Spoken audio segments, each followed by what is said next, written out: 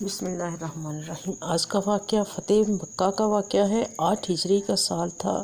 مکہ کے کفار نے صلح حدیبیہ کی ایک شرط کی خلاف ورزی کی۔ قریش کے حلیف قبیلے بنو بکر نے مسلمانوں کے حلیف قبیلے بنو خزاع پر حملہ کر کے ان کا خون بہایا۔ بنو خزاع نے فوراً مدینہ آ کر نبی کریم صلی اللہ علیہ وسلم سے مدد طلب کی۔ نبی کریم صلی اللہ علیہ وسلم نے قریش کو پیغام بھیجا کہ یا تو قتل کے ازالے کا مطالبہ پورا کرو یا معاہدہ توڑنے کا اعلان کرو۔ قریش نے معذرت کی اور جنگ کے لیے تیار ہو گئے۔ نبی کریم صلی اللہ علیہ وسلم نے مسلمانوں کو حکم دیا کہ جنگ کی تیاری کریں، مگر آپ صلی اللہ علیہ وسلم نے مکہ والوں پر اچانک حملہ کر کے خون خرابہ روکنے کی حکمت عملی اپنائی۔ آپ علیہ السلام نے لشکر کو مدینہ سے خاموشی سے روانہ کیا۔ 10,000 صحابہ کرام کا عظیم لشکر ساتھ تھا۔ سفر کے دوران بھی اعلان نہ ہونے دیا تاکہ قریش کو خبر نہ ہو۔ مکہ کے قریب پہنچ کر نبی علیہ السلام نے لشکر کو بکھرنے کا حکم دیا اور ہر گروہ کو الگ الگ آگ جلانے کا حکم دیا۔ رات کے وقت جب ہزاروں آگ روشن ہوئیں تو مکہ دہل گیا۔ مکہ کے لوگ دہل گئے۔ قریش نے اپنے سردار ابو سفیان کو بھیجا کہ حالات معلوم کرے۔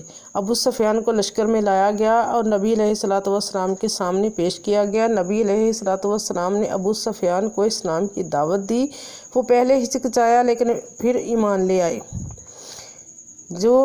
نبی علیہ السلام نے اعلان فرمایا کہ جو ابو سفیان کے گھر میں داخل ہو جائے گا وہ محفوظ رہے گا، جو اپنے گھر کے دروازے بند کر لے وہ محفوظ رہے گا، اور جو مسجد الحرام میں داخل ہو وہ بھی امان میں رہے گا۔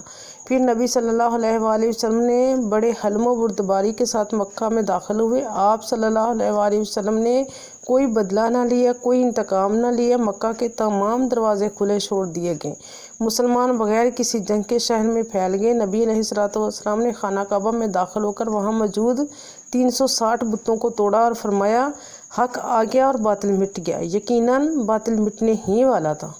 نبی علیہ السلام نے قریش کے ان تمام لوگوں کو معاف کر دیا جنہوں نے سالوں تک آپ علیہ السلام کو اذیتیں دی تھیں۔ آپ صلی اللہ علیہ وسلم نے فرمایا، آج تم پر کوئی گرفت نہیں، جاؤ تم سب آزاد ہو۔ فتح مکہ کا وہ دن تھا جب رحم درگزر اور اخلاق کی سب سے بڑی مثال دنیا نے دیکھی۔ دشمنی کو محبت میں بدلنے کا سب سے روشن منظر پیش کیا گیا۔ اس دن ہزاروں لوگ اسلام میں داخل ہوئے۔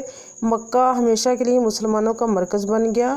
یوں اللہ تعالیٰ نے اپنے نبی صلی اللہ علیہ وسلم کو وہ شہر واپس عطا فرمایا جہاں سے انہیں نکالا گیا تھا، مگر معافی، محبت اور عدل کے ساتھ۔ سبحان اللہ۔